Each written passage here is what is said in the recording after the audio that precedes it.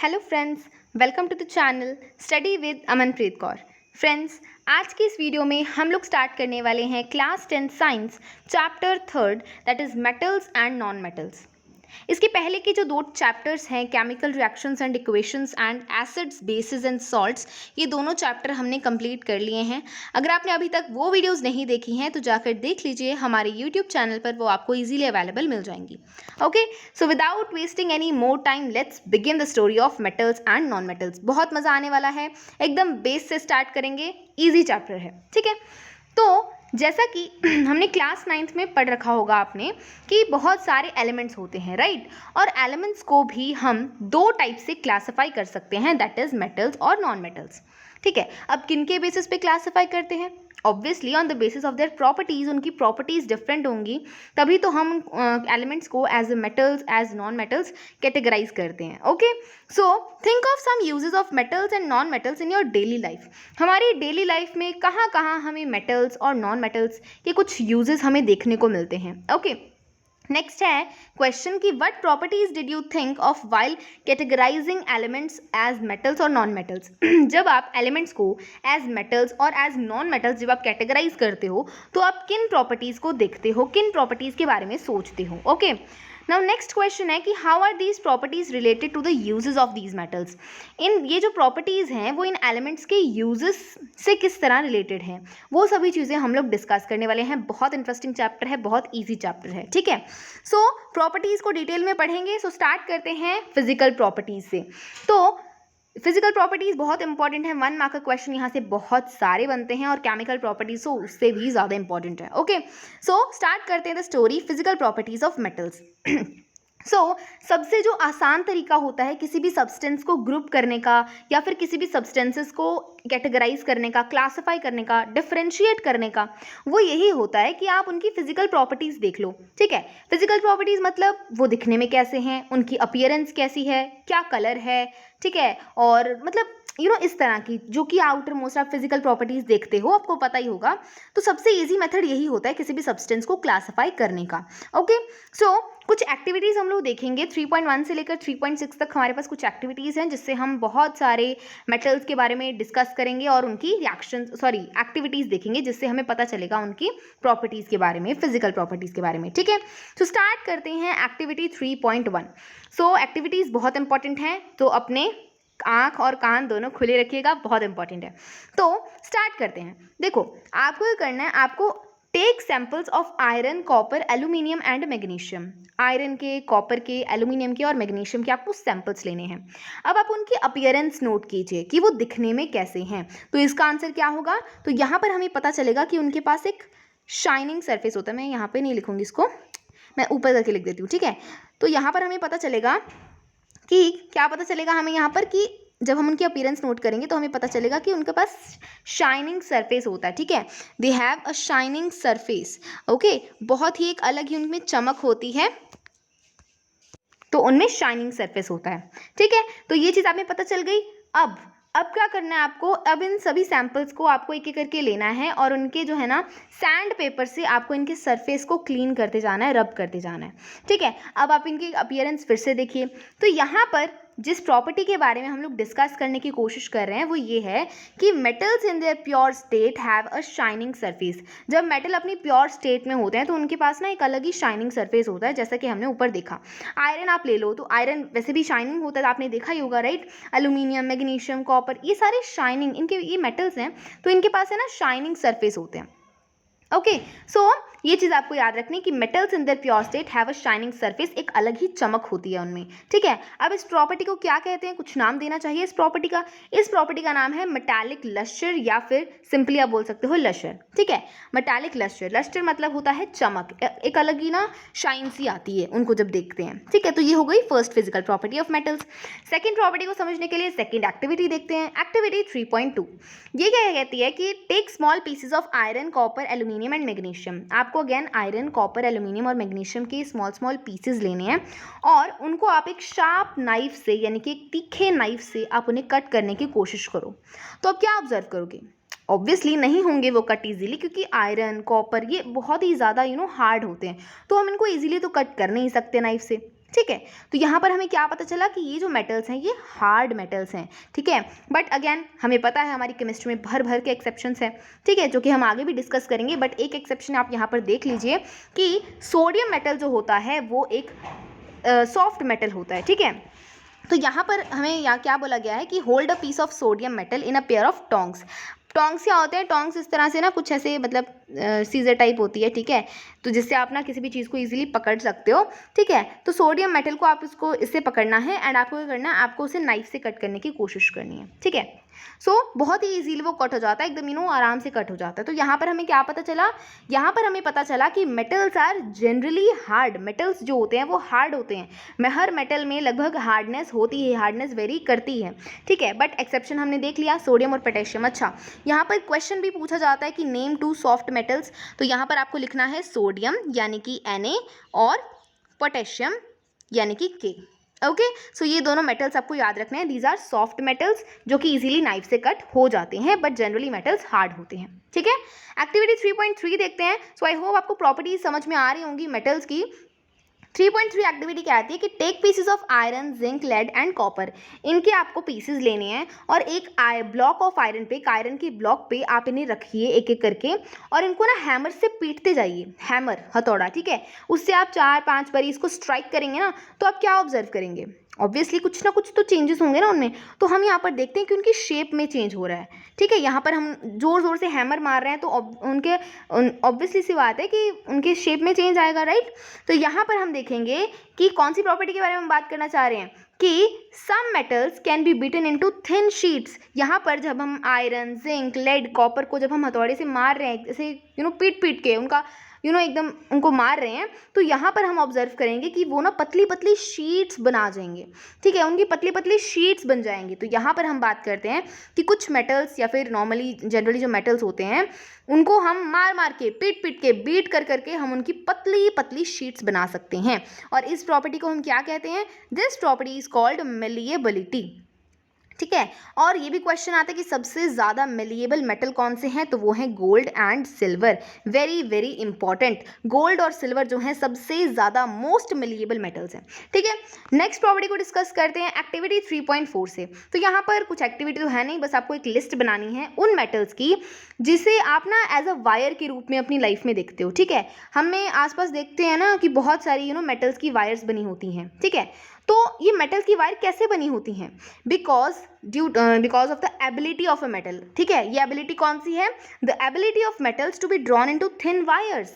हम उन्हें मार मार के पतली पतली शीट्स भी बना सकते हैं और वायर्स भी बना सकते हैं। ओके, आई होप आप समझ पा रहे होगे, इमेजिन कर पा रहे होगे, जब हम उसे मार रहे हैं नो, बीट कर रहे हैं, तो वो पतली पतली वायर्स में भी कन्वर्ट हो सकते हैं, ठीक है। तो इस प्रॉपर्टी को हम क्या कहते हैं? इस प्रॉपर्टी को हम कहते हैं डक्टिलिटी।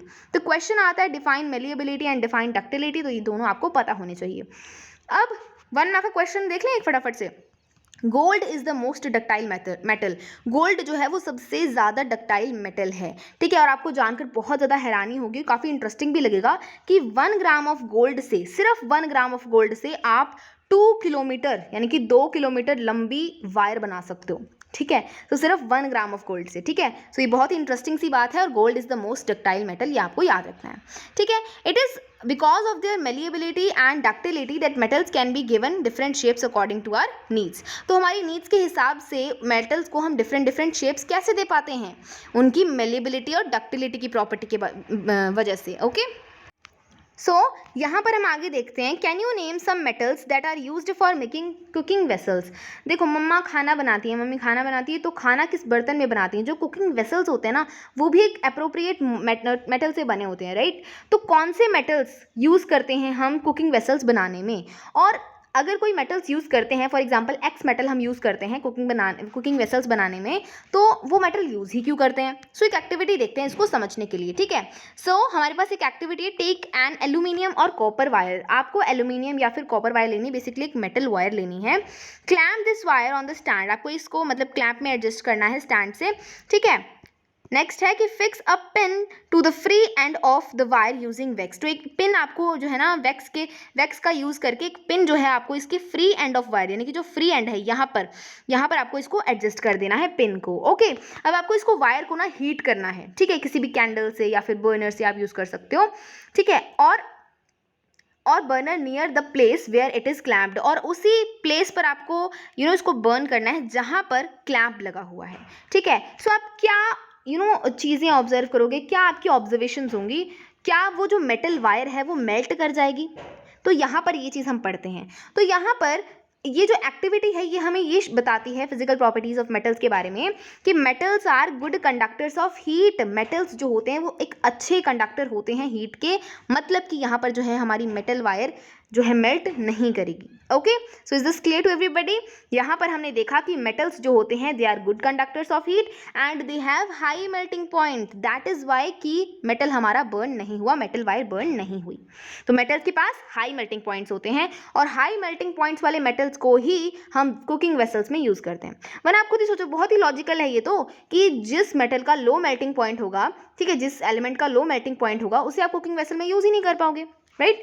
तो यहाँ पर ये चीज़ हमें समझनी है। और ये क्वेश्चन 1 मार्क का देख ले फटाफट से कि the best conductor of heats, जो हीट के बेस्ट कंडक्टर मेटल्स होते हैं ना वो होते हैं सिल्वर एंड कॉपर। लेड और मरकरी जो हैं ये बेचारे हमारे पुअर कंडक्टर होते हैं हीट के।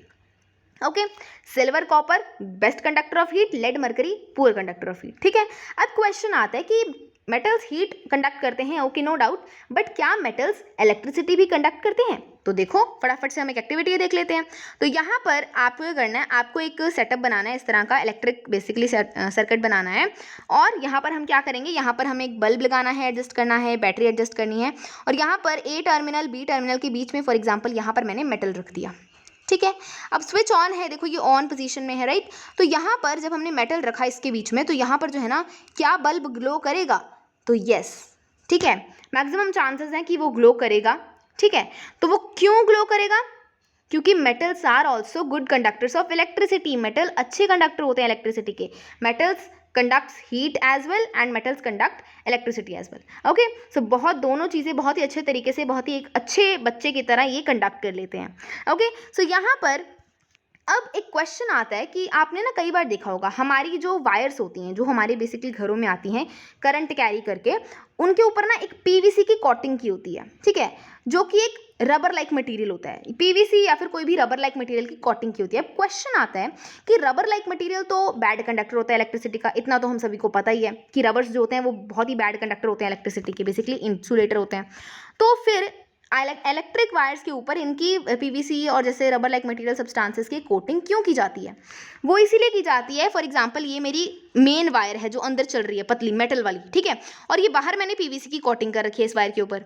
तो ये पीवीसी की कोटिंग इसलिए की जाती है ताकि जो एक्स्ट्रा करंट है वो बाहर ना निकल पाए, ठीक है। इसीलिए जो है पीवीसी मतलब पीवीसी इसको रोक के रखता है करंट को, ताकि ये वायर से बाहर ना आ जाए करंट, ठीक है। इसी वजह से जो है पीवीसी की कोटिंग हमारे करंट कैरिंग वायर्स पर की जाती है जो हमारे घरों में आती है। Fine, perfect.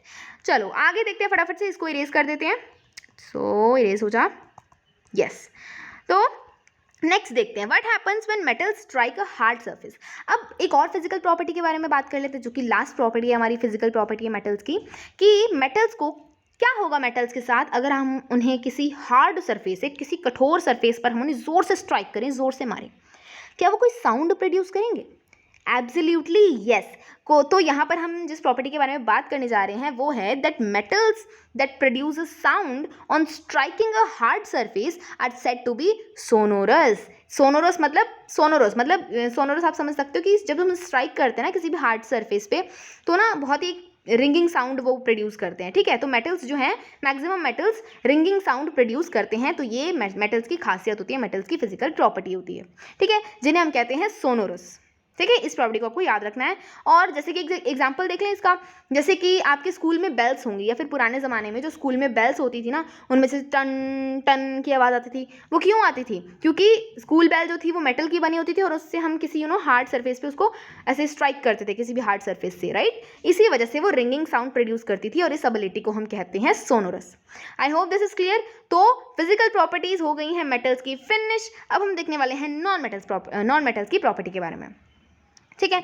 अब बेसिकली आप ये समझ सकते हो कि ऑब्वियसली मेटल्स के ऑपोजिट होते हैं नॉन मेटल्स, तो मेटल्स की जितनी प्रॉपर्टी है उनके सामने नो नो लगा देते हैं तो नॉन मेटल्स की प्रॉपर्टी बन जाती है। ठीक है, तो हमें पता है कुछ नॉन मेटल्स के बारे में हमें पता है, जैसे कि पिछली क्लास में हमने पढ़ रखा होगा कुछ ऐसे नॉन मेटल्स होते हैं, जैसे कि कार्बन हमारा नॉन मेटल होता है, सल्फर, आयोडीन, ऑक्सीजन, हाइड्रोजन, ये सारे नॉन मेटल्स होते हैं। ठीक है, अब यहाँ पर हमें जो हमने क्या देखा था मेटल्स के बारे में कि मेटल्स जो होते हैं ना वो हार्ड होते हैं, मतलब कि सॉलिड फॉर्म में एग्जिस्ट करते हैं। ऑब्वियसली हार्ड का मतलब तो यही हुआ ना कि अगर हार्ड होते हैं तो मतलब वो सॉलिड फॉर्म में एग्जिस्ट करते हैं।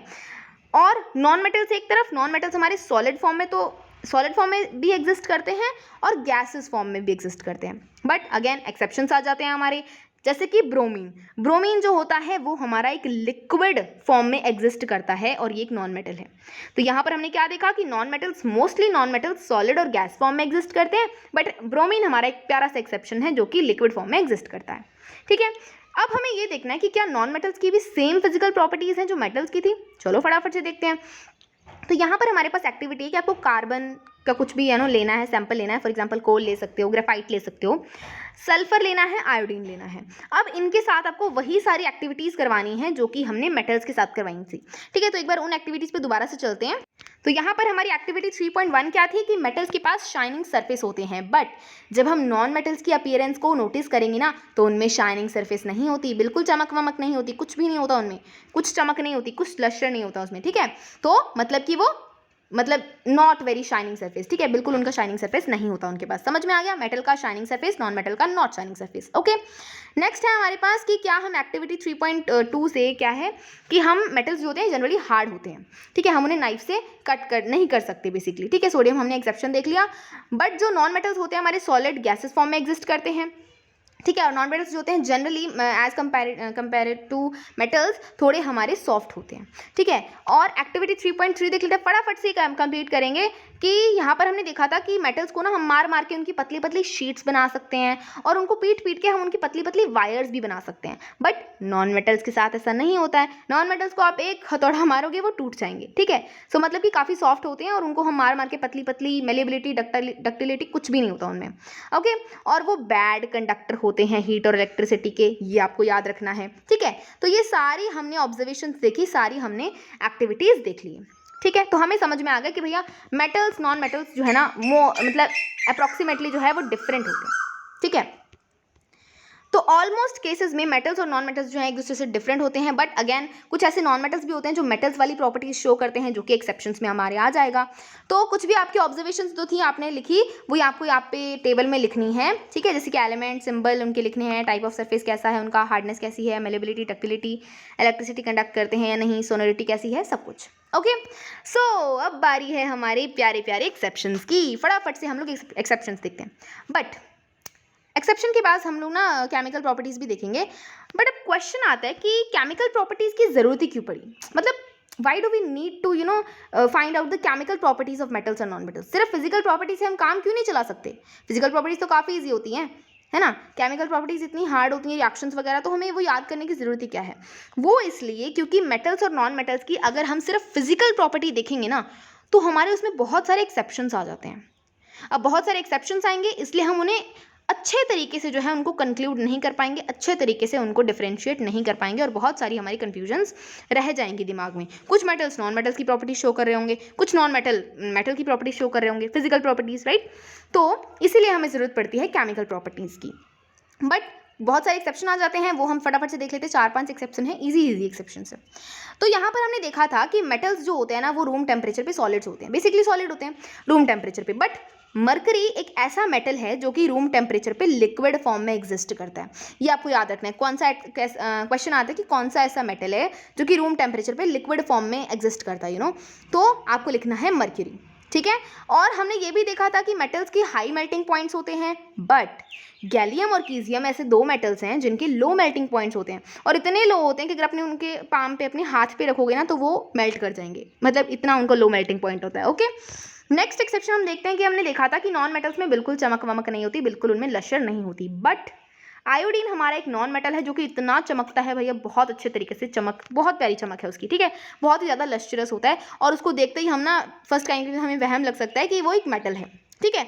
सो इसीलिए कन्फ्यूजन हो सकती है यहाँ पे, राइट। हम नॉन मेटल को एज अ मेटल ट्रीट कर पाएंगे, इसीलिए हमें केमिकल प्रॉपर्टीज़ की ज़रूरत पड़ती है। ओके, नेक्स्ट हम लोग एक और एक्सेप्शन देखते हैं, जो कि है कि कार्बन एक नॉन मेटल होता है जो कि बहुत सारी फॉर्म्स में एग्जिस्ट करता है, जो कि हम भर भर के चैप्टर 4 में पढ़ेंगे, कार्बन एंड इट्स कंपाउंड में, जो कि और इन डिफरेंट फॉर्म्स को हम कहते हैं एलोट्रॉप्स। एलोट्रॉप्स कौन से होते हैं? जैसे कि डायमंड एक एलोट्रॉप है, ग्रेफाइट एक एलोट्रॉप है। तो डायमंड जो है हमें पता है डायमंड, ठीक है। अब बहुत से बच्चों को लगता होगा कि डायमंड जो है ना मेटल होता है। नहीं, डायमंड एक नॉन मेटल होता है। ऐसे कैसे? डायमंड तो हार्डेस्ट नेचुरल सब्सटेंस है अर्थ पे, है ना। It is the hardest natural substance known. अब तक जितने भी सब्सटेंसेस मिले हैं उनमें से सबसे ज़्यादा जो हार्डेस्ट है, सबसे ज़्यादा जो हार्डेस्ट नेचुरल सब्सटेंस है वो तो डायमंड ही है, और वो एक नॉन मेटल है, ठीक है। तो यहाँ पर हमने पढ़ा था कि नॉन मेटल्स सॉफ्ट होते हैं, बट यहाँ पर डायमंड हमारा हार्ड है और इसका बहुत ज़्यादा हाई मेल्टिंग और बॉइलिंग पॉइंट होता है। तो ये हमारा एक्सेप्शन आ गया। यहाँ पर गड़बड़ हो सकती है कि हम डायमंड को एज ए मेटल ट्रीट करें, राइट। तो नेक्स्ट हमारा एक और एलोट्रोप होता है प्यारा सा कार्बन का, जिसे हम कहते हैं ग्रेफाइट। ओके, जो कि अनदर एलोट्रोप है कार्बन का। हमने देखा था नॉन मेटल्स, यानी कि ग्रेफाइट भी एक तरह से नॉन मेटल ही है क्योंकि कार्बन की फॉर्म है, राइट। हमने देखा था नॉन मेटल इलेक्ट्रिसिटी कंडक्ट नहीं करते, बैड कंडक्टर होते हैं इलेक्ट्रिसिटी के, बट ग्रेफाइट हमारी बहुत अच्छे तरीके से इलेक्ट्रिसिटी कंडक्ट करता है, बहुत अच्छे बच्चे की तरह इलेक्ट्रिसिटी कंडक्ट करता है। तो यहाँ पर ये एक्सेप्शन आ गया, राइट। और भी हमारे बहुत सारे एक्सेप्शंस हैं। एक और एग्जांपल हम देख लेते हैं कि एल्कलाई मेटल्स जो होते हैं, मतलब कि जैसे लिथियम, सोडियम, पोटेशियम, ये सॉफ्ट होते हैं जिसे हम नाइफ से कट कर सकते हैं, ठीक है। बट जबकि ये क्या है? ये तो मेटल्स हैं, तो इन्हें तो हार्ड होना चाहिए क्योंकि मेटल्स हार्ड होते हैं, बट ये हमारे सॉफ्ट हैं जिन्हें हम आराम से नाइफ से भी कट कर सकते हैं। सो इसीलिए ये हमारे कुछ पॉइंट्स हैं जो कि हमें डिस्कस करने थे, नोटिस करने थे एक्सेप्शंस के बारे में। सो आई होप ये चीज़ आपको पता चल गई होगी, इसीलिए अब आपको आंसर भी मिल गया होगा कि हमें क्यों केमिकल प्रॉपर्टीज़ पढ़ने की ज़रूरत पड़ती है। ओके, सो अब हम फटाफट से देख लेते हैं एक्टिविटी 3.8, ताकि हम केमिकल प्रॉपर्टीज़ को फटाफट से कवर आउट कर सकें। ओके, एक्टिविटी 3.8 देखते हैं। टेक अ मैग्नीशियम रिबन लो और कुछ सल्फर पाउडर लो। मैग्नीशियम रिबन को बर्न कर दो, मतलब कि Mg को हमने कर दिया बर्न किया, मतलब ऑक्सीजन के साथ रिएक्शन किया तो बना MgO। ओहो, MgO। इसको अब हम बैलेंस कर देते हैं, तो यहाँ पे लगा दिया 2, यहाँ पे भी लगा दिया 2, ठीक है। अब क्या हुआ? अब यहाँ पर जो हमारी जो ऐश फॉर्म हुई है या फिर जो मैग्नीशियम ऑक्साइड फॉर्म हुआ है उसको हमें वाटर के साथ, मतलब यहाँ पे लिखा है ना कि डिजोल्व देम इन वाटर, मतलब उसे हम वाटर के साथ मिक्स करेंगे। तो इरेज कर देते हैं यहाँ से, फटाफट से हम इसको वाटर में मिक्स करते हैं। MgO को वाटर में मिक्स करना है, तो यहाँ पर देखो MgO प्लस H2O, तो यहाँ पर हमें मिलेगा MgOH होल ट्वाइस, यानी कि मैग्नीशियम हाइड्रोक्साइड, ठीक है। और इससे हमें क्या पता चलता है? अब हमें क्या करना है? अब हमें ये जो सोल्यूशन आया ना हमारे पास MgOH होल ट्वाइस, इसको मैं इरेज कर दूँ। अब आपको पता तो चलेगा कि मैग्नीशियम हाइड्रोक्साइड मिला है हमें, तो मैग्नीशियम हाइड्रोक्साइड मिल गया। अब आपको क्या करना है? अब आपको चेक करना है रेड लिटमस और ब्लू लिटमस पेपर के साथ कि ये क्या रिएक्शन देता है। अब जैसा कि हमें पता है कि जो बेस, हमने एसिड बेसिस में पढ़ा था कि जो बेसिस होते हैं वो OH माइनस आयंस जो है वो रिलीज करते हैं, राइट।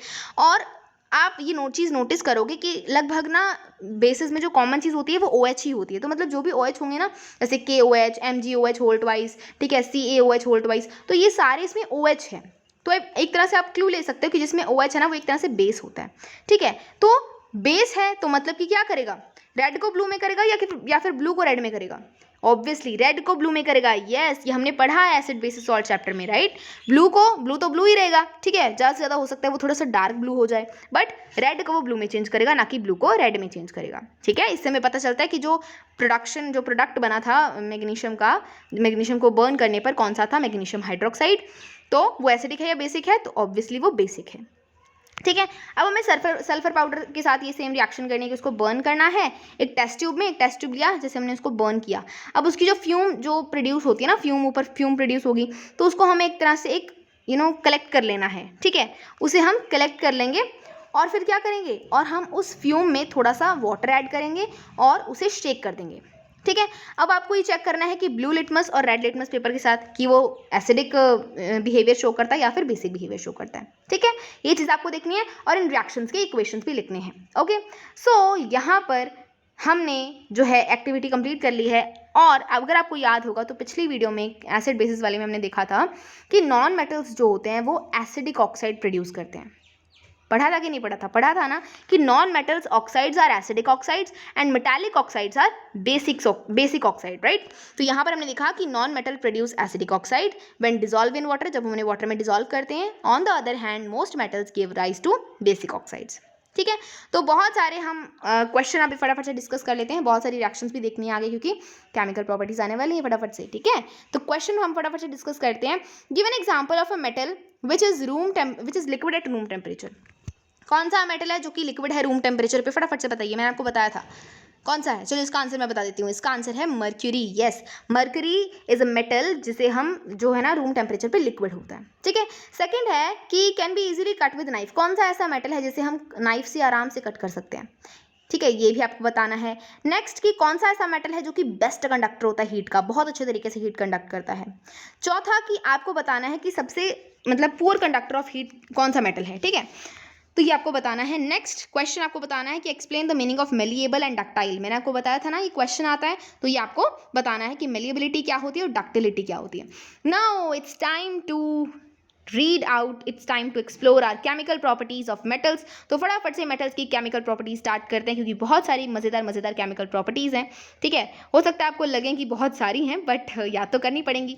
तो स्टार्ट करते हैं केमिकल प्रॉपर्टीज से। ठीक है, तो हम कुछ जैसे कुछ फॉलोइंग आपको सबसे पहले क्या करना है, आपको कुछ मेटल्स के सैम्पल्स कलेक्ट करने हैं, रिएक्शंस करानी है ना। तो सैम्पल्स, ये सारे मेटल्स के आपको सैम्पल्स कलेक्ट करने हैं, aluminium, copper, iron, lead, magnesium, zinc, sodium. Okay, चलो जी हम आगे देखते हैं। अब हम यहाँ पर क्वेश्चन आता है हमारा कि मेटल्स जो है ना, what happens when metals are burned in air.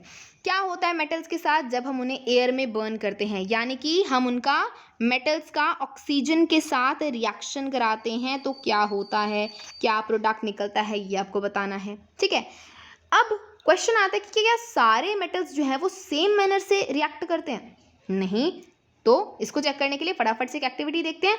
तो यहाँ पर आपको क्या करना है, hold any of the samples taken above. जो हमने ऊपर सैम्पल्स लिए थे कुछ मेटल्स के, उनको आपको पेयर ऑफ टोंग्स से कुछ होल्ड करना है और आपको क्या करना है, उनको बर्न करना है। ठीक है, अब सारे मेटल्स को लगभग आपको बर्न करना है, तो आपको प्रोडक्ट को कलेक्ट कर लेना है।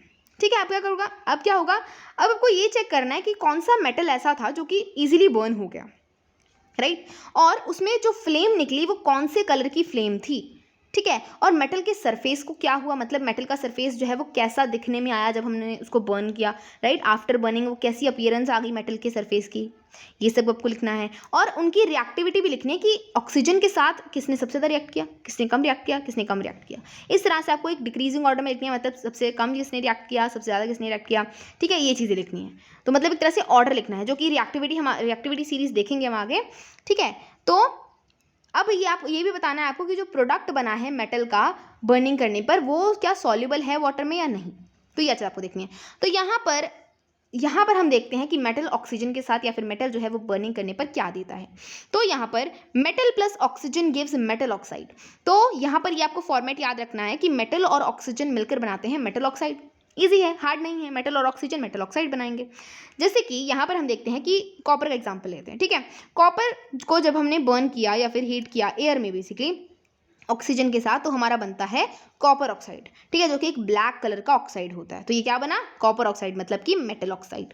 सिमिलरली एल्यूमिनियम के साथ हमारा एल्यूमिनियम ऑक्साइड बन जाता है। यहाँ पर हमने एल्यूमिनियम लिया, रिएक्शन बैलेंस्ड है, सारी रिएक्शन यहाँ पर बैलेंस देखेंगे तो आप देख सकते हो, सारी रिएक्शन इंपॉर्टेंट है, इक्वेशंस इंपॉर्टेंट है, तो देख लेना। एल्यूमिनियम को जब हमने बर्न किया, हीट किया जब एयर में, तो ये हमें मिलता है एल्यूमिनियम ऑक्साइड। ठीक है, तो सॉरी, चलो आगे देखते हैं। हम देखते हैं कि रिकॉल फ्रॉम चैप्टर सेकंड, जो हमने चैप्टर सेकंड पढ़ा था उसमें से हमें रिकॉल करना है। क्या रिकॉल करना है, लेट्स से। तो यहाँ पर हम देखते हैं कि how copper oxide reacts with hydrochloric acid. हमने देखा था कि HCl के साथ वो किस तरह से कॉपर ऑक्साइड जो है वो रिएक्ट करता है। ये चीज़ आपको याद रखनी है। ठीक है, और हमने ये भी पढ़ा है कि मेटल ऑक्साइड बेसिक होते हैं नेचर में, राइट, बट कुछ मेटल्स ऐसे होते हैं। अब ये बहुत ही ना एक आपको ऐसे लगेगा कि शॉकिंग सी चीज़ लगेगी, तो इसको थोड़ा सा ध्यान से सुनना।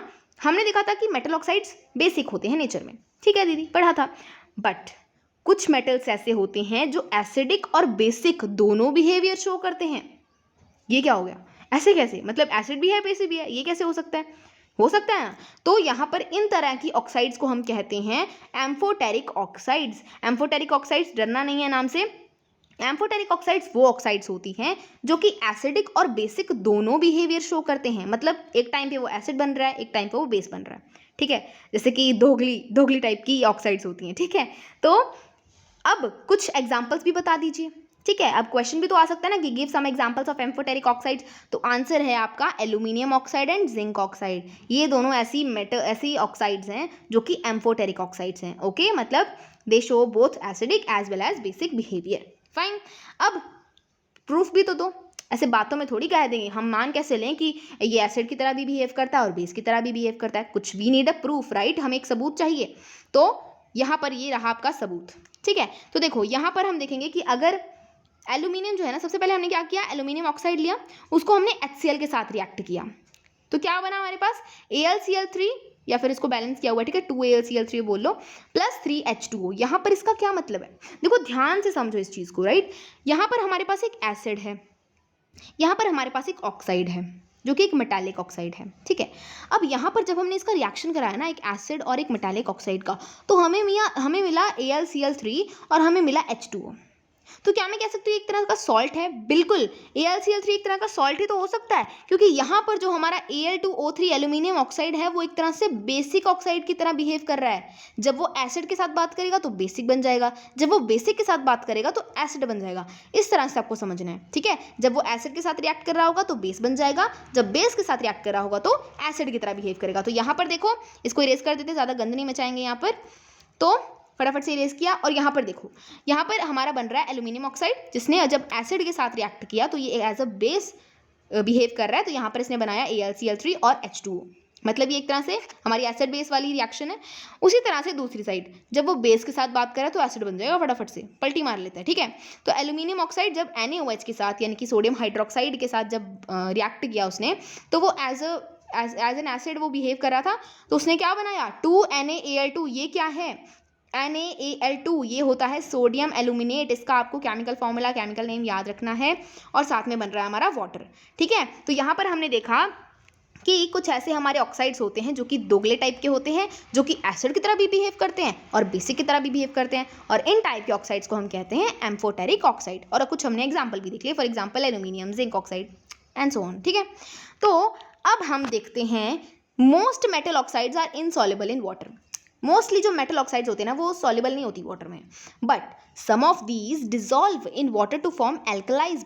बट कुछ ऐसी मेटल ऑक्साइड ना एक आधी निकल ही आती हैं जो कि वाटर के साथ डिजॉल्व हो जाती हैं, वाटर में डिजॉल्व हो जाती हैं, और क्या बना लेती हैं, एल्कलाई बना लेती हैं, ठीक है। जैसे कि यहाँ पर सोडियम ऑक्साइड और पोटेशियम ऑक्साइड, ये दोनों ऐसी ऑक्साइड्स हैं, मेटल ऑक्साइड्स हैं, जो कि वाटर में डिजॉल्व हो जाती हैं और क्या बनाती हैं, एल्कलाइज बनाती हैं। जैसे कि Na2O यानी कि sodium oxide plus water gives 2NaOH। NaOH क्या है, sodium hydroxide which is an alkali, right.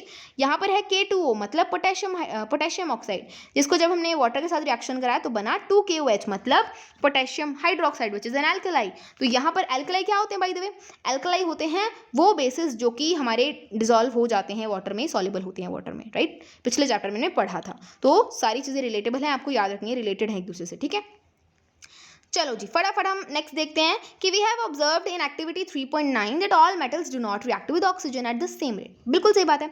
हमने जब एक्टिविटी 3.9 की थी, जिसमें हमने बहुत सारे सैंपल्स लिए थे, जब हमने इसका बर्न किया था एक एक करके सभी मेटल्स के सैंपल को, तो हमने देखा था ना कि सारे मेटल्स ना एक तरह से रिएक्ट नहीं कर रहे थे, मतलब सेम रेट से रिएक्ट नहीं कर रहे थे ऑक्सीजन के साथ। अब इसका क्या रीज़न है, मेटल्स हैं, है तो सारे मेटल्स, तो सभी को एक जैसे अच्छे बच्चे की तरह सभी को सेम बिहेवियर करना चाहिए, राइट। तो ऐसा क्यों नहीं होता कि सारे मेटल्स एक ही सेम रेट से रिएक्ट करते हैं। तो इसका एक रीज़न है जो कि रिएक्टिविटी सीरीज़ है, रिएक्टिविटी है उनकी डिफरेंट रिएक्टिविटी। तो यहाँ पर जो कि हम आगे देखेंगे, बट यहाँ पर देख लो different metals shows different reactivities, क्योंकि मेटल्स के हिसाब से डिफरेंट मेटल्स की डिफरेंट रिएक्टिविटीज़ होती हैं ऑक्सीजन के प्रति, या फिर और भी बहुत सारे अदर रिएक्टेंट्स के प्रति जब वो रिएक्ट कर रहे होते हैं। जैसे कि हमारा एग्जाम्पल लो metal such as potassium and sodium. Potassium और सोडियम का एग्जाम्पल लो। अब ये जो पोटेशियम और सोडियम ना, ये क्या करते हैं, बहुत विगरसली, मतलब अगर आप इनको खुला छोड़ दोगे ना, देखो metal such as potassium and sodium react so vigorously that they catch fire if kept in the open. मतलब इतने भयानक तरह से ये रिएक्ट करते हैं ना ऑक्सीजन के साथ, कि अगर आप पोटेशियम और सोडियम को एक सेकंड के लिए भी खुला छोड़ दोगे ना, ये आग पकड़ लेंगे फटाफट से, इतनी ज़्यादा वायलेंट रिएक्शन होती है इनकी, ठीक है। Hence to protect them and to prevent accidental fires they are kept immersed in kerosene oil. अब क्या किया जाए ताकि ये बार बार, क्योंकि ऑक्सीजन के साथ तो कॉन्टैक्ट कर ही सकते हैं कभी भी, राइट, कभी भी हमने ढक्कन खोल दिया, चलो जी ऑक्सीजन के साथ रिएक्ट हो गया, तो क्या करें कि इसको जो है ना एक तरह से प्रिवेंशन मिल सके ताकि ये एक्सीडेंटल फायर्स जो हैं वो ना हों। तो हम क्या करते हैं, इनको केरोसिन ऑयल्स में रखते हैं। केरोसिन ऑयल में क्यों रखते हैं, फॉर एग्जाम्पल ये मेरा सोडियम मेटल है, इसको ना मैंने केरोसिन ऑयल में रख दिया, तो डायरेक्टली जो है ना ऑक्सीजन के साथ इस सोडियम का रिएक्शन नहीं होता है, सोडियम का कॉन्टैक्ट नहीं होता है, ठीक है। सो दैट्स वाई थोड़ा सा प्रिवेंशन रहता है ताकि फायरिंग वायरिंग ना लगे, ओके। अब हम और मेटल्स की रिएक्टिविटी कम कर देते हैं। एट ऑर्डिनरी टेम्परेचर, एक नॉर्मल टेम्परेचर पे the surface of metals such as magnesium, aluminum, zinc, lead, etc. are covered with a thin layer of oxide. तो basically magnesium, aluminium, zinc, lead, ये ना जब आप इनको ऐसे रख दोगे ना तो एक तरह से ना ये बेसिकली एक ऑक्साइड की लेयर से कवर्ड रहते हैं। ऑब्वियसली एल्यूमिनियम को खुला छोड़ दोगे तो ऑक्सीजन के साथ रिएक्ट करेगा, क्या बनाएगा, एल्यूमिनियम ऑक्साइड बनाएगा, मतलब कि एक थिन लेयर बनाएगा ऑक्साइड की, राइट। तो उस लेयर से क्या होता है, उस लेयर से हमारा जो बाकी का मेटल है ना वो फर्दर ऑक्सीडेशन से बचा रहता है। ऑक्सीडेशन कहाँ से आ गया, ऑक्सीजन के साथ रिएक्ट कर रहा है, ऑक्सीजन ऐड हो रहा है, ऑक्सीडेशन ही तो हो रहा है, राइट। तो ये चीज़ आपको याद रखनी है। जैसे कि अब कैसे बचाता है ये थिन लेयर ऑफ ऑक्साइड, इसको करते हैं इरेज और हम अगला डायग्राम बनाते हैं। फॉर एग्जांपल ये मेरा मेटल है, ठीक है, ये साथ में इसकी क्या है, एयर है। अब इसने एयर के साथ रिएक्ट करके ना थोड़ा बहुत थिन लेयर ऑफ ऑक्साइड बना लिया, थोड़ी सी हमारी Al2 बना ली, फॉर एग्जांपल Al2O3 बना ली, ठीक है। एल्यूमिनियम ऑक्साइड बना ली एल्यूमिनियम ने। अब इससे क्या होगा, अब इससे जो हमारा ऑक्सीजन का कांटेक्ट है वो डायरेक्टली अंदर वाले जो मेन मेटल है उससे नहीं हो पाएगा, सिर्फ वो बाहर बाहर इस लेयर से ही कांटेक्ट कर पाएगा, राइट। तो जो हमारा अंदर वाला मेटल है ना वो कहीं ना कहीं किसी हद तक प्रिवेंशन मिल जाती है उसको from this further oxidation. So I hope this is clear to everybody. आगे चलते हैं। Iron does not burn on heating but iron filings burn vigorously when sprinkled in the flame of a burner. अब देखो कैसे कैसे reactivity कम हो रही है। हालांकि देखो potassium, sodium, magnesium, aluminium, iron, ये सारे है तो मेटल्स ही बट डिफरेंट डिफरेंट रिएक्टिविटीज़ के साथ रिएक्ट कर रहे हैं, राइट। पोटेशियम और सोडियम खुले में छोड़ा, आग पकड़ ली, ठीक है। मैग्नीशियम बेचारे थोड़े से भोले हैं, थोड़े से सीधे साधे हैं, ज़्यादा लड़ाई वगैरह इन्हें पसंद नहीं है, तो थोड़ी सी एक लेयर बना लेते हैं एक ऑक्साइड की, ठीक है। बट जो आयरन होता है वो तो लेयर भी नहीं बनाता, मतलब वो तो काफ़ी ज़्यादा टाइम तक आप हीटिंग प्रोवाइड करोगे ना, मतलब बहुत ज़्यादा आपको प्रोलॉन्ग्ड हीटिंग प्रोवाइड करनी पड़ेगी, काफ़ी टाइम तक उसे हीटिंग प्रोवाइड करनी पड़ेगी, तब जाकर वो थोड़ी बहुत आपकी ऑक्साइड लेयर फॉर्म कर लेगा। तभी तो आप देखते हो जो बहुत सारी पुरानी चीज़ें होती हैं ना आयरन की बनी होती हैं, जब आप उन्हें निकालते हो पुरानी चीज़ों को, काफ़ी टाइम से उनके अंदर ऑक्सीडेशन हुआ होता है तो उनके अंदर रेडिश ब्राउन सी लेयर चढ़ जाती है, जो कि हमने फर्स्ट चैप्टर में डिस्कस भी किया था कोरोजन के बारे में, राइट। इसे कहते हैं रस्टिंग ऑफ आयरन, ठीक है। बट कुछ ऐसे आयरन फिलिंग्स जो होते हैं ना वो इतनी ज़्यादा वायलेंटली रिएक्ट करते हैं जब हम उन्हें स्प्रिंकल कर देते हैं, किसमें, फ्लेम में, एक बर्नर की फ्लेम में। जब हमने आयरन फिलिंग्स को फटाफट से विगरसली स्प्रिंकल कर दिया तो क्या हो जाता है, हमारा बर्न बहुत जल्दी वो विगरसली बर्न कर जाते हैं, विगरसली मतलब वायलेंटली, ठीक है। अब हमारा क्या होता है कि copper does not burn but the hot metal is coated with the black coloured layer of copper oxide. Copper हमारा बर्न नहीं करता बट उसकी भी एक लेयर चढ़ी रहती है कॉपर ऑक्साइड वाली, ओके। अब और रिएक्टिविटी कम कर दो। सिल्वर और गोल्ड, सिल्वर और गोल्ड तो कितना मर्जी टेम्परेचर दे लो ये ऑक्सीजन के साथ बात ही नहीं करते, ऑक्सीजन के साथ रिएक्ट ही नहीं करते, इनको कोई इंटरेस्ट नहीं है रिएक्शन करने में, ठीक है। रिएक्टिविटी सीरीज में सबसे कम होंगे, ये सबसे नीचे होंगे। अब बार बार रिएक्टिविटी सीरीज बोल रही हूँ, वो हम आगे देखेंगे, टेंशन मतलब उसकी। बट ये चीज़ आपको याद रखनी किस तरह से अलग अलग मेटल्स की अलग अलग रिएक्टिविटी है। सोडियम पोटेशियम किस तरह से रिएक्ट कर रहे हैं, मैग्नीशियम किस तरह से रिएक्ट कर रहा है, आयरन किस तरह से रिएक्ट कर रहा है, और सिल्वर गोल्ड तो रिएक्ट ही नहीं कर रहे हैं, उनकी तो बात ही छोड़ो, ठीक है। तो अब यहाँ पर हम बहुत ही इंपॉर्टेंट चीज़ के बारे में डिस्कस करने वाले हैं। हमारा एक बॉक्स है जो कि है एनोडाइजिंग, ओके। तो फटाफट से एनोडाइजिंग को भी देख लेते हैं कि क्या होता है anodising. Anodising is a process of forming a thick oxide layer of aluminium. Aluminium की एक मोटी ऑक्साइड लेयर बनाने को हम, उस प्रोसेस को हम एनोडाइजिंग कहते हैं, कि एल्यूमिनियम की एक मोटी सी ऑक्साइड लेयर आपने बना दी, okay. Aluminium develops a thin oxide layer when expose to air. Obviously aluminium को जब हम एयर में खुला छोड़ देंगे तो एक थिन ऑक्साइड लेयर फॉर्म करेगा, right. This aluminium oxide coat makes it resistant to further corrosion. Obviously यहाँ पर हमने डिस्कस भी किया था, फॉर एग्जांपल ये एल्यूमिनियम है, इसको हमने खुला छोड़ दिया तो थोड़ी थोड़ी ये ऑक्साइड वाली लेयर बना लेगा, जिससे जो है हमारे ऑक्सीजन का या फिर एयर का अंदर वाले मेटल के साथ रिएक्शन नहीं होगा तो मतलब फर्दर कोरोजन से हम बच सकते हैं, right. So the resistance can be improved. अब इस रेजिस्टेंस को, इस रोक को हम और ज़्यादा इम्प्रूव कर सकते हैं। कैसे? इस ऑक्साइड की लेयर को और ज़्यादा थिक कर दो, और ज़्यादा इसको थिक कर दो, मतलब मोटी कर दो। तो एनोडाइजिंग में क्या होता है, हम एक क्लीन एल्यूमिनियम आर्टिकल लेते हैं एनोड पे, ठीक है, क्लीन एल्यूमिनियम आर्टिकल, याद रखना, एनोड पे ले रहे हैं क्लीन एल्यूमिनियम आर्टिकल, ठीक है, जिसे हमने क्या किया, इलेक्ट्रोलाइज किया, किसके साथ, डाइल्यूट सल्फ्यूरिक एसिड, मतलब H2SO4 के साथ जब हमने इसको इलेक्ट्रोलाइज किया, जो कि हमारी एल्यूमिनियम आर्टिकल एनोड पे है, तो क्या होगा, ऑक्सीजन गैस इवॉल्व होगी, राइट, ऑक्सीजन गैस इवॉल्व होगी, और क्या होगा, वो एनोड पे जाके इवॉल्व होगी, एनोड पे चली जाएगी, राइट, एनोड पे इवॉल्व होगी ऑक्सीजन गैस, और वो क्या करेगी, वो एल्यूमिनियम के साथ रिएक्ट करेगी। देखो बिल्कुल सिंपल सी बात है, एनोड पे हमारा एल्यूमिनियम आर्टिकल पड़ा था, ठीक है, याद रखना, एनोड पे क्या पड़ा था, एल्यूमिनियम आर्टिकल पड़ा था।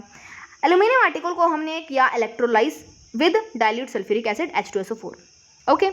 अब ऑक्सीजन गैस इवॉल्व होगी, किस पे इवॉल्व होगी, एनोड पे, और एनोड पे क्या है, एल्यूमिनियम आर्टिकल है, तो मतलब एल्यूमिनियम आर्टिकल और ऑक्सीजन गैस का रिएक्शन होगा, तो वो क्या कराएंगे, और ज़्यादा ऑक्साइड लेयर मोटी बना देंगे, ठीक है। सो दिस ऑक्साइड लेयर, अभी जो ऑक्साइड लेयर है इसको थोड़ा हमें शाइनी बनाने के लिए, थोड़ा अट्रैक्टिव बनाने के लिए हम इसको कलर वगैरह, पेंट वगैरह, डाई वगैरह कर देते हैं, ओके।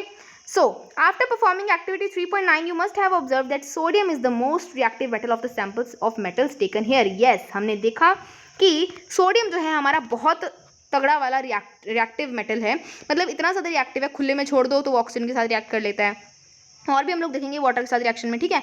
तो बहुत ज़्यादा सोडियम जो है हमारा रिएक्टिव मेटल है, जितने भी हमने मेटल्स देखे ना उनमें सबसे ज़्यादा जो है ना रिएक्टिव सोडियम है, okay. The reaction of magnesium is less vigorous, implying that it is not a reactive metal as sodium. Magnesium का जो रिएक्शन था बेचारा थोड़ा कम वॉयलेंट था, तो इसीलिए हम कह सकते हैं कि वो उतना रिएक्टिव नहीं है जितना सोडियम है, ठीक है। But burning in oxygen does not help to decide about the reactivity of zinc, iron, copper, of lead. सिर्फ एक रिएक्शन करके, मतलब सभी मेटल्स को ऑक्सीजन में बर्न करके हम उनकी रिएक्टिविटी को डिसाइड नहीं कर सकते, तो हमें और ज़्यादा रिएक्शंस देखनी पड़ेंगी ताकि हम इनकी रिएक्टिविटी को डिस्कस कर सकें, इनको कंक्लूड कर सकें बेसिकली, ठीक है। तो अब हम सेकंड रिएक्शन देखते हैं हमारी मेटल्स की, बहुत ही पॉपुलर रिएक्शन, प्यारी सी। What happens when metals react with water. क्या होता है जब मेटल वाटर के साथ रिएक्ट करते हैं, मतलब मेटल्स प्लस H2O क्या बनाते हैं।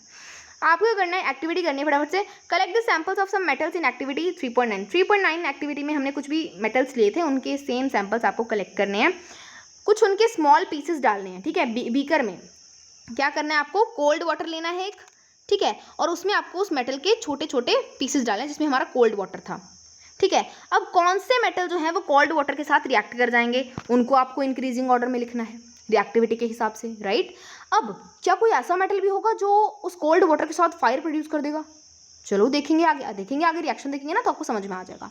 अभी सिर्फ क्वेश्चंस कर रहे हैं हम अपने आप से। Does any metal start floating after some time. कुछ ऐसे मेटल भी होंगे ना जो ऊपर ऊपर तैरना स्टार्ट कर देंगे, क्या ऐसे भी कोई मेटल हो सकते हैं, बिल्कुल हो सकते हैं, आगे देखेंगे। Put the metals that did not react with cold water. अब बेचारे कुछ ऐसे मेटल्स होंगे जो कह रहे हैं अभी कोल्ड वाटर के साथ हमें कोई पंगा वंगा नहीं है, हमें उसके साथ रिएक्ट नहीं करना है, तो वो क्या करेंगे, वो हम उसमें क्या करेंगे, हम उसमें हॉट वाटर में हम डालेंगे, मतलब जो मेटल्स कोल्ड वाटर के साथ रिएक्ट ना कर पाए हम उन्हें हॉट वाटर में रिएक्ट कराने की कोशिश करेंगे, ठीक है। अब कुछ ऐसे मेटल भी होंगे जो हॉट वाटर में भी रिएक्ट नहीं करेंगे, राइट, तो उन्हें हम स्टीम से रिएक्ट कराएंगे। स्टीम मतलब steam is the gaseous form of water, right, और वो बहुत ही हॉट होती है, आप सभी को पता है, तो स्टीम के साथ हम रिएक्ट करेंगे। और कुछ मेटल्स तो ऐसे होंगे जो स्टीम के साथ भी रिएक्ट नहीं करेंगे, तो इन सभी को आपको ऑर्डर में लिखना है। तो यहाँ पर देखो, जैसे कि ये है आपके पास, यहाँ पर एक फिगर है, यहाँ पर बेसिकली क्या है, यहाँ पर है glass wool socked in water. Glass wool है जो कि वाटर में सॉक्ड है। यहाँ पर है मेटल सैंपल, ओके। यहाँ पर है बर्नर, यहाँ पर हमने बर्न कर दिया इस ग्लास वूल को जो कि हमारे वाटर में सॉक्ड है। यहाँ पर मेटल सैंपल है। अब यहाँ पर हमने एक डिलीवरी ट्यूब डाली। डिलीवरी ट्यूब जो यहाँ से निकलेगी तो हमारे वाटर को गर्म करेगी, राइट। जब हमने इसको हीट किया तो कुछ ना कुछ तो गैस निकलेगी और गैस यहाँ पर पहुँचेगी, राइट। तो यहाँ पर क्या निकलेगी, यहाँ पर हमारी हाइड्रोजन गैस बनेगी, ओके। सो यहाँ पर जो है एक स्टीम का मेटल के साथ रिएक्शन करा रहे हैं। यहाँ पर रिएक्शन से, इक्वेशन से आपको अच्छे तरीके से समझ में आएगा। Metals react with water and produce a metal oxide and hydrogen gas. Metal जब वाटर के साथ रिएक्ट करते हैं तो बनाते हैं मेटल ऑक्साइड या फिर मेटल ऑक्साइड और बनाते हैं हाइड्रोजन, ठीक है। अब कुछ मेटल ऑक्साइड ऐसे होते हैं जो कि वाटर में सॉल्युबल होते हैं, वाटर में डिसॉल्व हो जाते हैं और वो बना लेते हैं मेटल हाइड्रोक्साइड। मैग्नीशियम पता नहीं क्यों याद आ रहा है बार बार। तो एनीवे मेटल हाइड्रोक्साइड जो है वो बना लेते हैं। कौन बना लेते हैं, मेटल ऑक्साइड्स जो कि सॉल्युबल होते हैं वाटर में, ठीक है, तो यहाँ पर इक्वेशन देखो क्या क्या है, metal plus water gives metal oxide plus hydrogen, और कुछ मेटल ऑक्साइड ऐसे हैं जो वाटर में डिसॉल्व हो जाते हैं तो वो मिलकर बना लेते हैं मेटल हाइड्रोक्साइड। ओके, अब एग्जांपल्स देख लो। कुछ ऐसे मेटल्स होते हैं जैसे कि सोडियम और पोटेशियम, जो हमने पहले भी देखा था, और ये कौन से मेटल हैं याद करो, सॉफ्ट मेटल हैं। यस, ये सॉफ्ट मेटल होते हैं। ठीक है, अब ये जो है ना कोल्ड वाटर के साथ ही बहुत ही वायलेंटली रिएक्ट कर जाते हैं, मतलब हॉट वाटर की तो बात ही छोड़ो, कोल्ड वाटर के साथ ही इतनी ज़्यादा ये हाईली रिएक्ट करते हैं, बहुत ज़्यादा इसको एक्सोथर्मिक रिएक्शन ये कर देते हैं। ठीक है, अब सोडियम पोटेशियम में बहुत ज़्यादा वायलेंट रिएक्शन होती है, बहुत ज़्यादा एक्सोथर्मिक रिएक्शन होती है, और इतनी ज़्यादा वायलेंट होती है कि जो हाइड्रोजन गैस रिलीज हो रही है ना उसमें आग लग जाती है, हाइड्रोजन गैस में आग लग जाती है। ठीक है, मतलब इतनी ज़्यादा वायलेंट रिएक्शन होती है। तो हॉट वाटर स्टीम के साथ तो भूल ही जाओ इनका रिएक्शन, कोल्ड वाटर के साथ इतना भयानक तरीके से ये रिएक्ट करते हैं। ठीक है, जैसे कि यहाँ पर हमारा बिना पोटेशियम का वाटर के साथ जब हमने रिएक्ट कराया तो क्या बना, पोटेशियम हाइड्रोक्साइड और साथ में निकल रही है हाइड्रोजन गैस और बहुत सारी हीट एनर्जी। सिमिलरली सोडियम का वाटर के साथ रिएक्शन कराया, क्या बना, सोडियम हाइड्रोक्साइड, साथ में बन रही है हाइड्रोजन गैस और बहुत सारी एनर्जी।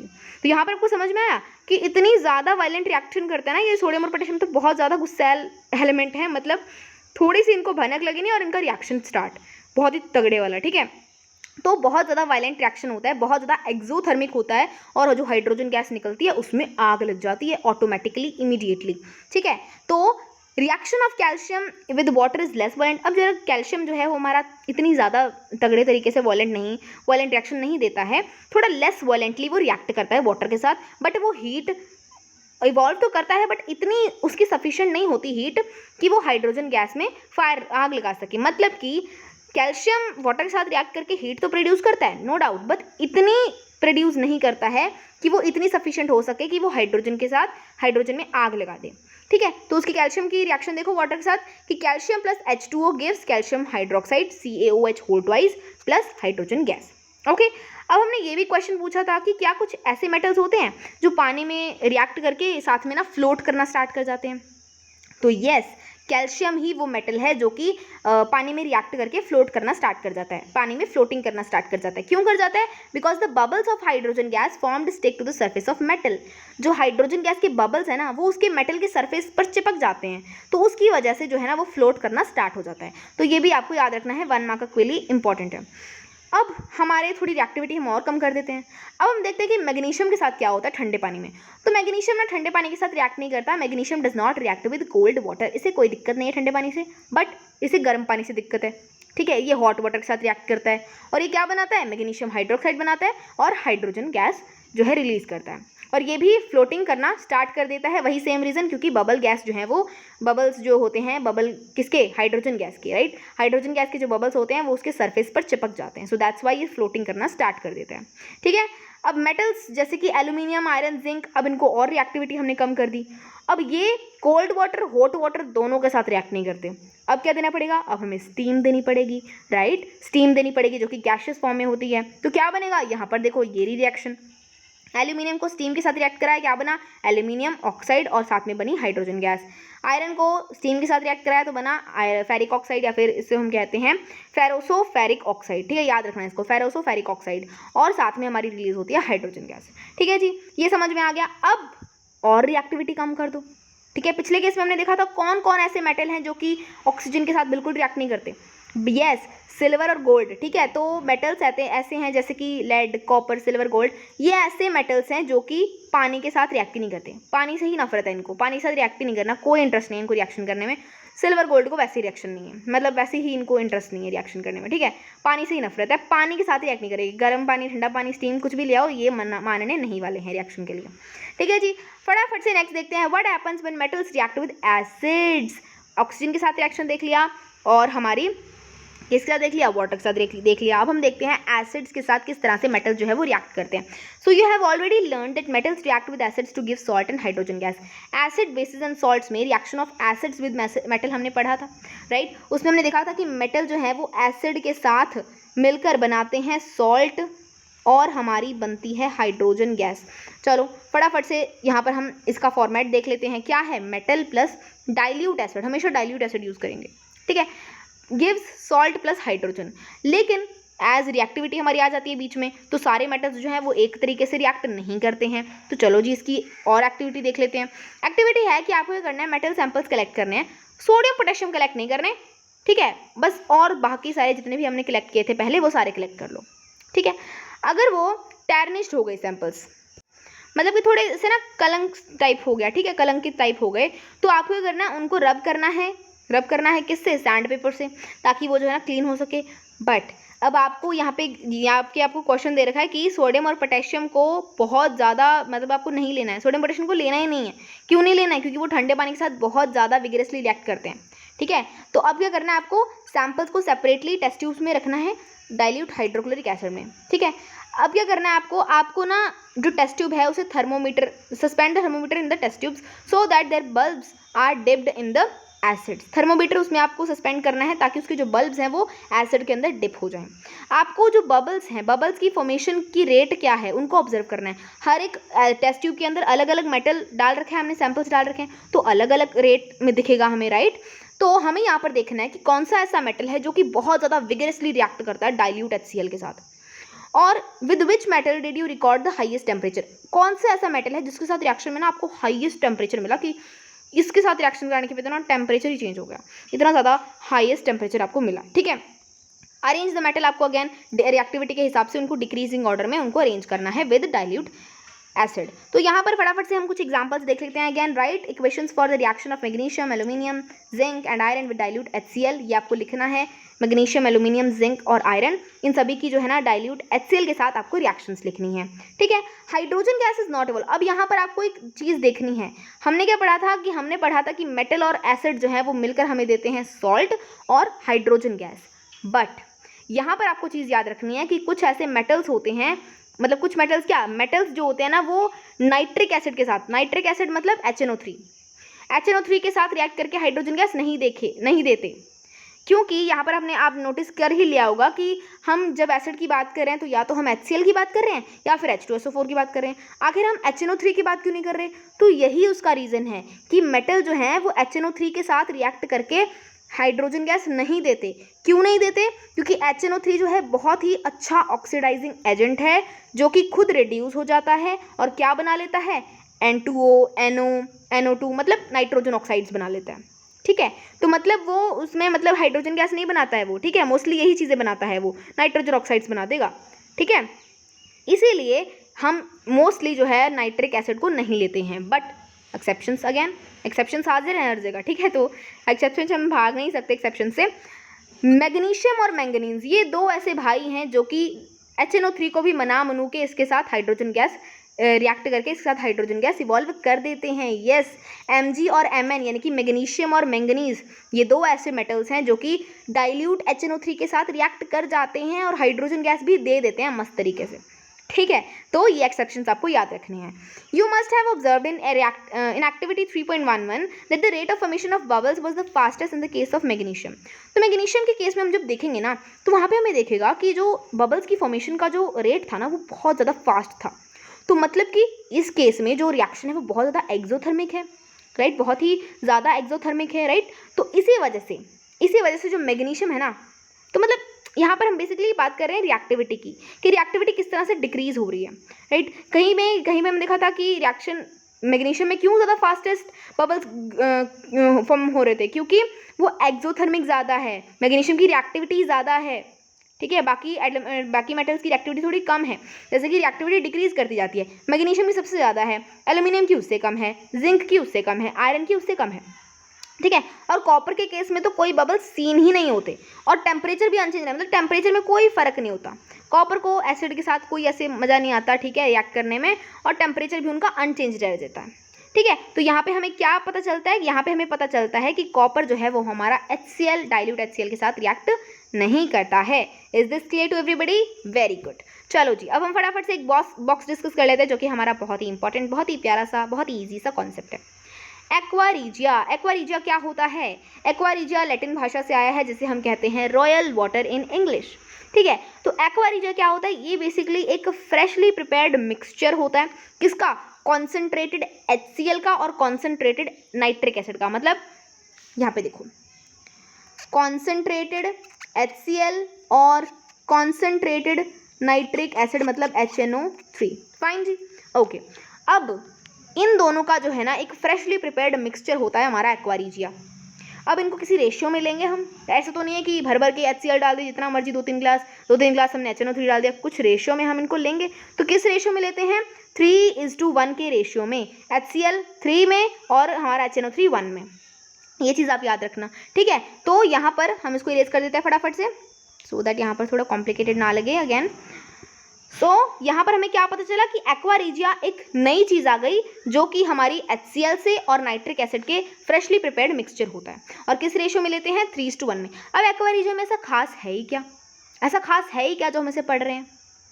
इसमें ऐसी खास बात है कि ये गोल्ड तक को डिजोल्व कर लेता है। Yes, gold, it can dissolve gold, ठीक है, even though neither of these acids can do so alone. अगर ये HCl में गोल्ड डिजोल्व नहीं होता, अकेले नाइट्रिक एसिड में गोल्ड डिजोल्व नहीं होता, लेकिन जब ये दोनों इकट्ठे हो जाते हैं तो एकता में शक्ति है, ये दोनों फ्रेशली प्रिपेयर्ड मिक्सचर एक्वारीजिया बना लेते हैं, और एक्वारीजिया जो है इकट्ठे करके हमारे गोल्ड को जो है डिजोल्व कर लेता है, ठीक है। तो मतलब अकेले में ताकत नहीं है, एकता में शक्ति है, राइट। तो उसी तरह से HCl जो है वो HNO3 के साथ मिक्स होके उसका फ्रेशली प्रिपेयर्ड मिक्सचर एक्वारीजिया बनाता है, जो कि हमारा गोल्ड को इजीली डिजोल्व कर सकता है, ठीक है, ओके। अब aqua regia is a highly corrosive fuming liquid, बहुत ज़्यादा कोरोसिव होता है, ठीक है, और बहुत ही सेफली, बहुत ही इसको बहुत ही हम ध्यान से इसके साथ केयरफुली हम इसको एक्सपेरिमेंट वगैरह करते हैं जब भी करते हैं।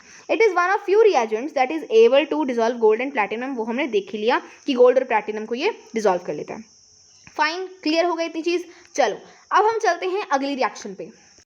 अब हम लोग बात करेंगे how do metals react with solutions of other metal salts, मतलब कि सॉल्ट सोल्यूशन के साथ मेटल किस तरह से रिएक्ट करता है। एक्टिविटी देख लें फटाफट से। चलो एक्टिविटी तो बहुत इंपॉर्टेंट है, देखनी चाहिए। चलो, take a clean wire of copper and iron nail. आपको करनी है कॉपर की एक क्लीन वायर लेनी है और एक आयरन नेल लेनी है, okay. Put the copper wire in a solution of iron sulphate. Copper wire को आपको आयरन सल्फेट के सोल्यूशन में डालना है और आयरन नेल को आपको कॉपर सल्फेट के सोल्यूशन में डालना है, ठीक है, मतलब ऑल्टरनेट, राइट, ऑल्टरनेट चलना है आपको और आपको अपनी ऑब्जर्वेशंस देखनी है। तो देखो क्या होगा, ये देखो यहाँ पर हमारे पास क्या है, ये है हमारा कॉपर सल्फेट सोल्यूशन जिसके अंदर हमने डाला आयरन नेल, और ये है आयरन सल्फेट सोल्यूशन जिसके अंदर हमने डाला copper wire. Now in which test tube did you find that a reaction has occurred. इन दोनों में से कौन से टेस्ट ट्यूब में रिएक्शन होगी ये बताना है आपको।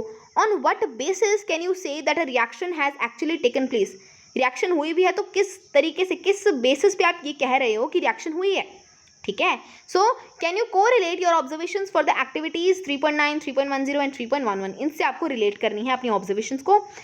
आपको बैलेंस्ड केमिकल इक्वेशन लिखनी है इन रिएक्शंस की, जो भी रिएक्शन हुई है यहाँ पर, और टाइप ऑफ रिएक्शन भी बताना है। तो यहाँ पर हम देखेंगे कि reactive metals can displace less reactive metals from there compounds in solution और मोल्टन फॉर्म। आपको अगर याद होगा तो हमने चैप्टर 1 में एक टाइप ऑफ रिएक्शन देखी थी, chemical reaction, that was displacement reaction. उसमें क्या हो रहा था कि एक हाई रिएक्टिव मेटल एक लो रिएक्टिव मेटल को उसी के कंपाउंड में से बाहर निकाल दे रहा था, ठीक है। उसी तरह से यहीं पे होगा कि रिएक्टिव मेटल्स जो है ना वो लेस रिएक्टिव मेटल को उसी के कंपाउंड में से बाहर निकाल देगा, ठीक है। ये चीज़ आपको ये देखनी है। तो इस तरह की reaction, we check the reactivity of various metals with oxygen, water and acids, ये हमने सभी कुछ देख लिया, but all metals do not react in with these reagent, right. सारे मेटल्स तो इन रिएजेंट्स के साथ रिएक्ट नहीं करते। सो we were not able to put all the metal samples we had collected in decreasing order of their reactivity, ठीक है। तो मतलब कि यहाँ पर हमने देखा था कि decreasing order of the reactivity, मतलब कि हम सारे मेटल सैंपल्स को हमने क्या किया, हमने एक डिक्रीजिंग ऑर्डर ऑफ रिएक्टिविटी में तो हमने नहीं देख सकते उसे, राइट। ये चीज़ समझो आप। तो डिस्प्लेसमेंट रिएक्शन जो कि हमने चैप्टर 1 में देखा था वो हमें एक एविडेंस देता है रिएक्टिविटी ऑफ मेटल्स के बारे में, ठीक है। जैसे कि यहाँ पर एक एग्जांपल देखो, यहाँ पर हमारा है एक फॉर्मेट कि मेटल ए प्लस सॉल्ट, ये सारा जो आपको चीज़ें थी ना, थ्योरी थी, वो आपको इस रिएक्शन से समझ में आ जाएंगी। Metal A plus salt solution of B give salt solution of A plus salt solution of plus metal B. इससे आपको क्या पता चल रहा है, इससे हमें ये पता चल रहा है कि मेटल ए जो है वो मेटल बी से ज़्यादा ताकतवर है, राइट। ज़्यादा किसकी चलेगी, जो ज़्यादा ताकतवर हुआ, ज़्यादा ताकतवर कौन है, मेटल ए। कैसे पता चला, चलो देखते हैं। मेटल ए जो था उसने रिएक्ट किया सॉल्ट सोल्यूशन ऑफ बी के साथ। अब मेटल ए ना थोड़ा ज़्यादा पावरफुल था बी से, तो उसने क्या किया, उसने सॉल्ट सोल्यूशन ऑफ ए बना लिया, मतलब बी को उसके सोल्यूशन में से बाहर फेंक दिया और खुद का सोल्यूशन बना लिया, और बी बेचारा हमारा साइड हो गया, ठीक है, तो यहाँ पर हमें क्या पता चल रहा है, डिस्प्लेसमेंट रिएक्शन हो रही है। तो मतलब कि मेटल ए की रिएक्टिविटी के बेसिस पे हम देखते हैं, रिएक्टिविटी की भाषा में मेटल ए की रिएक्टिविटी बी से ज़्यादा है, तभी तो ज़्यादा रिएक्टिविटी मतलब ज़्यादा रिएक्टिव तरीके से उसने सॉल्ट सोल्यूशन बना लिया जल्दी, राइट। तो अब हम बात करेंगे रिएक्टिविटी सीरीज। इतने देर से भैया पता नहीं कितना टाइम हो गया मेरी रिएक्टिविटी सीरीज करते को, अब हम फाइनली देख ही लेते हैं रिएक्टिविटी सीरीज होती क्या है। तो the reactivity series is a list of metals, basically metals की लिस्ट होती है जिसको ना हम एक डिक्रीजिंग एक्टिविटीज़ के ऑर्डर में हम लोग लिखते हैं, ठीक है। डिस्प्लेसमेंट रिएक्शन में हमें बहुत हेल्प करती है ये। और यहाँ पर हम फटाफट से इस रिएक्टिविटी सीरीज को देख लेते हैं। छोटी सी रिएक्टिविटी सीरीज है, ये हमारी बहुत इंपॉर्टेंट है रिएक्टिविटी सीरीज, ठीक है। आपको इसके न्यूमोनिक्स जो हैं, जो भी स्कूल में सिखाए गए हैं, इसको याद रखने के लिए जो भी ट्रिक बताई गई है वो आप याद कर लीजिए फटाफट से इसको, क्योंकि इसको याद करना बहुत इंपॉर्टेंट है। यहाँ पे हमें पता चल रहा है जैसे जैसे हम नीचे आ रहे हैं ना, रिएक्टिविटी डिक्रीज हो रही है। मतलब ऊपर ऊपर वाले मोस्ट रिएक्टिव हैं, बीच वाले थोड़े हमारे मॉडरेटली रिएक्टिव हैं, थोड़े मीडियम वाले हैं, और नीचे नीचे वाले हमारे लीस्ट रिएक्टिव हैं। तो फटाफट से देखें, देखो मोस्ट रिएक्टिव में पोटेशियम, सोडियम, जो हमने देख भी लिया, आपको पता चल भी गया, राइट। ऑक्सीजन के साथ किस तरह से रिएक्ट करा था, वाटर के साथ किस तरह से रिएक्ट करा था। तो ये हो गया पोटेशियम, सोडियम, फिर आता है हमारा कैल्शियम, फिर magnesium, aluminium, zinc, iron, lead, hydrogen, copper, mercury, silver, gold. Silver gold सबसे लीस्ट रिएक्टिव हैं, तभी वो किसी के साथ रिएक्शन करने में इंटरेस्टेड नहीं थे। Okay, so this was the reactivity series. चलो अब हम फटाफट से क्वेश्चंस डिस्कस कर लेते हैं। फर्स्ट क्वेश्चन है हमारा, why is sodium kept immersed in kerosene oil. Kerosene oil में सोडियम को क्यों रखा जाता है, हमने इसका रीजन देखा था, तो ये आपको ये बताना है। सेकंड क्वेश्चन है, right equations for the reaction of iron with steam. Iron steam के साथ किस तरह से रिएक्शन करता है उसकी इक्वेशन लिखनी है। ऑल्सो कैल्शियम और पोटेशियम वाटर के साथ किस तरह से रिएक्ट करते हैं उसकी आपको इक्वेशन लिखनी है। थर्ड क्वेश्चन है कि आपको samples of 4 metals A B C and D, मतलब 4 मेटल्स के आपको सैंपल्स लेने हैं, A B C and D, ये 4 मेटल्स लिए, इनके आपको सैंपल्स लेने हैं। अब इन फॉलोइंग सोल्यूशन में आपको एक एक करके इनको डालना है। अब क्या रिजल्ट्स आप देखते हो उनको आपको टेबल में लिखना है, और टेबल में वो लिखे हुए हैं ऑलरेडी। तो आपसे क्वेश्चन क्या पूछा गया है, देखो क्या पूछा गया है। Metal A B C D लिखे हुए हैं, आयरन सल्फेट सोल्यूशन है, कॉपर सल्फेट सोल्यूशन है, जिंक सल्फेट है, सिल्वर नाइट्रेट सोल्यूशन है। तो ये सारे सोल्यूशन है, इन सभी सोल्यूशन के अंदर हमने एक एक करके इन सभी मेटल्स को डाला, तो हमें रिएक्शन मिला, डिस्प्लेसमेंट मिला, रिएक्शन नो रिएक्शन, मतलब इस तरह से हमें दिख रहा है, राइट। किसी में नो रिएक्शन हो रहा है, किसी में डिस्प्लेसमेंट हो रहा है, तो इस तरह से हमें देखने को मिल रहा है। अब इस टेबल से आपको एनालाइज करना है कि which is the most reactive metal, सबसे ज़्यादा रिएक्टिव मेटल इनमें से कौन सा है, ठीक है। इस रिएक्शन को अच्छे तरीके से इस टेबल को एनालाइज करो, देखो कि कौन सा ज़्यादा रिएक्टिव है, ठीक है, तो ये आपको बताना है। सेकंड क्वेश्चन कि what would you observe if B is added to the solution of copper sulphate. Copper sulphate के सोल्यूशन में जब बी को डाला तो क्या ऑब्जर्व किया, ठीक है, ये आपको बताना है। नेक्स्ट क्वेश्चन है कि arrange the metals A B C and D in order of decreasing reactivity. Decreasing reactivity के बेसिस पे आपको उसे जो है अरेंज करना है। ओके, फोर्थ क्वेश्चन है कि which gas is produced when dilute HCl is added to a reactive metal. कौन सी गैस प्रोड्यूस होती है जब हमने डाइल्यूट HCl को एक रिएक्टिव मेटल के साथ रिएक्ट कराया, कौन सी गैस रिलीज होती है, प्रोड्यूस होती है, बताओ फटाफट से। और आपको क्या करना है, आपको एक केमिकल रिएक्शन लिखनी है, किसकी, right the chemical reaction when iron reacts with dilute H2SO4, ठीक है। आयरन जो है H2SO4 के साथ किस तरह से रिएक्ट करता है डाइल्यूट वाले के साथ, तो इसकी आपको केमिकल रिएक्शन लिखनी है। फिफ्थ क्वेश्चन है, what would you observe when zinc is added to solution of iron sulphate. Zinc को जब हमने आयरन सल्फेट के सोल्यूशन में डाला तो क्या होगा, और इस केमिकल रिएक्शन को आपको लिखना भी है कि कौन सी केमिकल रिएक्शन हुई है, ठीक है, उसकी इक्वेशन क्या है, सब कुछ लिखना है। नेक्स्ट टॉपिक है हमारा, how do metals and non metals react. ये टॉपिक जो है हम नेक्स्ट वीडियो में करेंगे। ओके, सो आई होप आपको ये चीज़ समझ में आ गई होगी। हमने फर्स्ट पार्ट जो है कंप्लीट कर लिया है हमारे चैप्टर का। आई होप मेरी एक्सप्लेनेशन आपको अच्छी तरीके से समझ में आ गई होगी। अगर ये वीडियो अच्छी लगी है, मेरी एक्सप्लेनेशन अच्छी लगी है, तो प्लीज़ अपने फ्रेंड्स के साथ, क्लासमेट्स के साथ इस वीडियो को शेयर कीजिए, चैनल को सब्सक्राइब कर लीजिए और वीडियो को लाइक ज़रूर कीजिए। ओके, और बेल आइकन को भी प्रेस कर लीजिए ताकि इसी तरह के एजुकेशनल वीडियो की नोटिफिकेशन आपको टाइम टू टाइम मिलती रहे। Okay, thanks for watching.